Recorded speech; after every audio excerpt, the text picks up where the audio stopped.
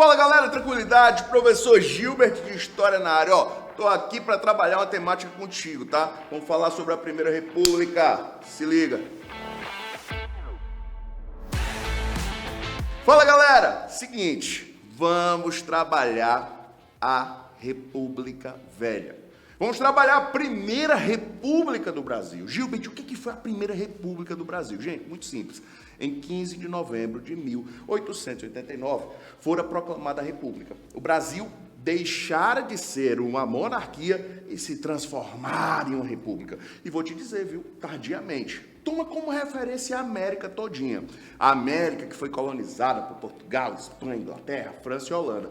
Essa galera que foi colonizada, a partir do momento que vai se tornando independente e adotando repúblicas. Eu tenho duas exceções, tá? O México, quando se tornou independente, começou com a monarquia. Poucos dias depois, abandonou a monarquia e correu para a república. E o Brasil vai viver 67 anos de monarquia até o momento que se proclama a república. De 15 de novembro de 1889 até a atualidade, vivemos o regime republicano, beleza? Nosso objetivo hoje é apresentar pontos relevantes para a sua prova que aconteceram na Primeira República. Gilbert, de quando a quando foi a Primeira República? A Primeira República, ou República Velha, ela vai de 1889 até 1930. É um intervalo de tempo longo, tá? Eu vou dividir para facilitar a tua vida, tá? A primeira fase dessa Primeira República é chamada de República da Espada. 1889, 1894. Nessa época, o Brasil vai ter como presidente, primeiro, um cara chamado Marechal Deodoro da Fonseca, um militar, e posteriormente, o segundo presidente do Brasil também é militar, é um cara chamado Marechal Floriano Peixoto, tá? Em 1894, vence o processo eleitoral Prudente de Moraes, aí tu sai da República da Espada e vai viver a segunda fase dessa república que eu estou te apresentando. É uma fase chamada República Oligárquica, também conhecida com o nome de República Coronelista. Tu conhece essa república?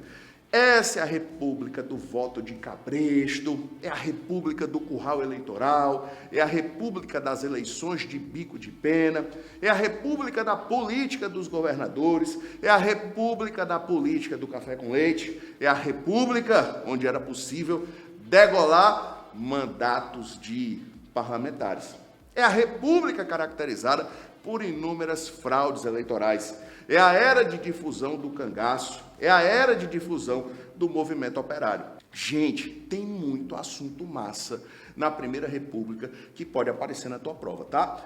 Mas nós vamos olhar para acontecimentos fortes que ocorreram em dois desses governos, tá? Vamos começar pelo governo do senhor Rodrigues Alves. Rodrigues Alves foi presidente do Brasil de 1902 até 1906, tá? Esse é o primeiro mandato dele. Nesse primeiro mandato, acontecem alguns episódios que eu quero que tu fique ligadaço. São temas importantes, tá? Primeiro episódio, vai acontecer uma questão urbanista. O arquiteto e urbanista Pereira Passos recebe uma missão. Missão do cara, embelezar o Rio de Janeiro. Transformar o Rio de Janeiro em cartão postal do Brasil. Fazer com que, de fato, o Rio de Janeiro se tornasse lindo. Essa é a missão do cara. E ele vai dar um rolê lá pelo centro do Rio de Janeiro e vai perceber que existiam alguns elementos da paisagem que ele não gostava, que fazia com que o Brasil tivesse distante daquelas cidades europeias, consideradas as belas cidades. Estou falando dos cortiços, tá? Ele via cortiços ali espalhados pelo centro do Rio de Janeiro e disse, não, pô, vamos tirar esses cortiços aqui do centro do Rio de Janeiro. Tem uma obra da literatura do Aloysio de Azevedo, chamada O Cortiço, que faz meio que uma narrativa desse tempo histórico. Gilbert, quem é que vivia no cortiço? Quem é que morava nos cortiços? Predominantemente, a galera que vivia nos cortiços eram pessoas de baixa renda. A maior parte dessas pessoas eram descendentes de escravos. Quando foi assinada a Lei Áurea, aboliu-se a escravidão e aquele escravo acabou herdando a pobreza. É uma galera de baixa renda que vive nos cortiços. O que é que foi feito? Derrubaram os cortiços. E a galera que vivia nos cortiços começou a ocupar os morros lá do Rio de Janeiro.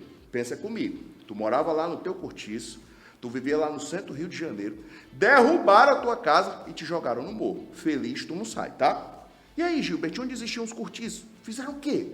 Poxa, construíram ruas largas, construíram praças, construíram jardins, deram uma embelezada lá no centro do Rio de Janeiro.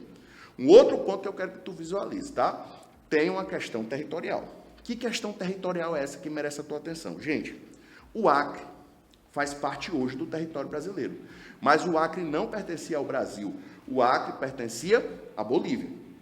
Surgiram alguns conflitos entre Brasil e Bolívia e, após a assinatura do Tratado de Petrópolis, o Brasil compra o território do Acre. Professor, nós compramos o Acre? Sim, nós compramos o Acre. Pagamos quanto pelo Acre? Bem, o preço foi o seguinte, número 1, uma graninha, tá?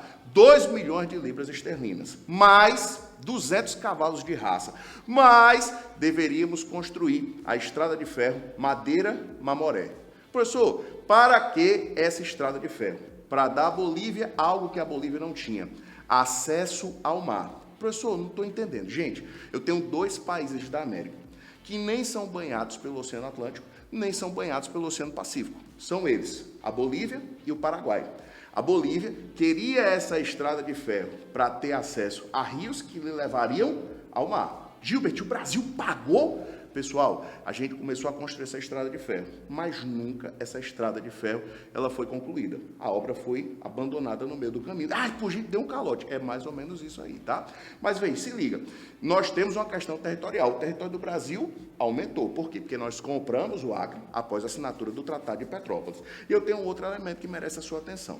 Gente, lá no Rio de Janeiro, eu tenho uma questão sanitarista. Por que uma questão sanitarista? Pegaram o médico e sanitarista Oswaldo Cruz e disseram, Oswaldo, a gente tem uma bronca aqui no Rio de Janeiro. Vai lá e resolve a bronca. Qual era a bronca? O Rio de Janeiro estava vivendo 2 epidemias. Uma epidemia de febre amarela e uma epidemia de varíola. Professor, como é que você consegue erradicar essas epidemias?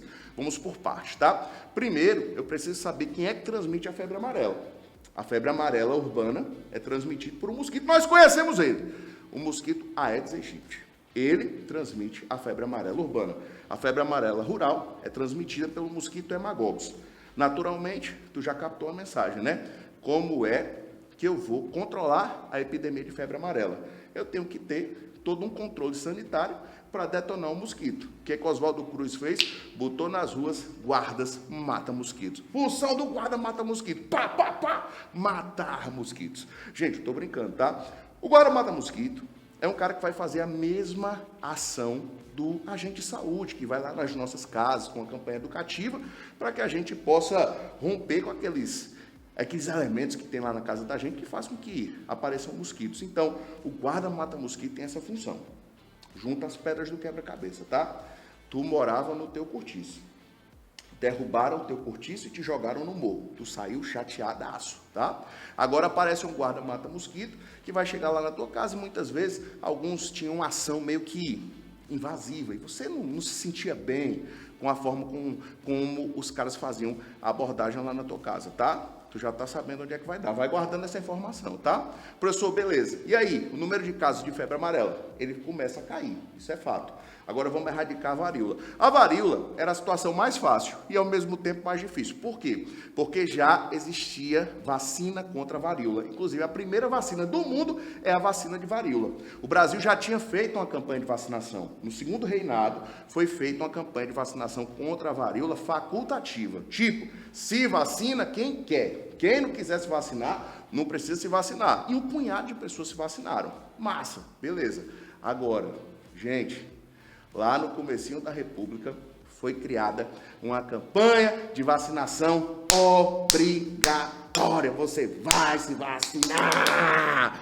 E aí, pessoal, a população já tinha algumas insatisfações com a gestão que estava em vigor. Isso fez com que as pessoas fossem às ruas e um movimento chamado de Revolta da Vacina. Gilberto, a revolta da vacina foi por causa da vacina. Pessoal, a vacina é a ponta do iceberg, tá? Anota, toma nota. O que culminou com a revolta da vacina? 1, a vacina. 2, a insatisfação com a ação invasiva dos guardas mata-mosquitos. Número 3, existe uma insatisfação acumulada da retirada dos cortiços lá do centro do Rio de Janeiro. E número 4, a comunicação. A forma como a notícia foi dada, a austeridade, a imposição, gerou a insatisfação da galera. Claro, a revolta da vacina vai ser controlada, mas é um dos temas que, se liga, sempre aparece na prova do Enem, tá? Quero que tu olhe também para o governo do presidente Venceslau Braz. O Venceslau Braz foi presidente do Brasil de 1914 até 1918. Tu viu a data que eu falei? 14, 18. Simultaneamente, o que é que está rolando? Está acontecendo a Primeira Guerra Mundial. E alguns acontecimentos lá da Primeira Guerra acabam se relacionando com o Brasil, tá? Gilbert, o que pode cair na prova do Enem do governo lá do Venceslau Braz? Ó, se liga, tá rolando o movimento operário. Trabalhadores brasileiros estão insatisfeitos com as suas condições de trabalho e, sobretudo, a falta de direitos. Esses trabalhadores eles começam a se revoltar. Na época da Primeira Guerra, países que vendiam gêneros industrializados para o Brasil estavam ocupados com o conflito e esses gêneros vão acabar faltando no nosso território. Isso abre um nicho de mercado que vai originar um outro surto industrial. Muitas fábricas surgiram nessa época. Muitos dos trabalhadores que ali estavam eram imigrantes italianos, brasileiros, uma galera influenciada pelo anarquismo, uma galera influenciada pelo movimento operário, vai começar a lutar em prol de direitos. Inclusive, em 1917, o governo Venceslau Braz, eu tenho a primeira greve geral do Brasil. Não te esquece, o Brasil vai participar da Primeira Guerra. Nós vamos, nessa época, encaminhar brasileiros para o conflito.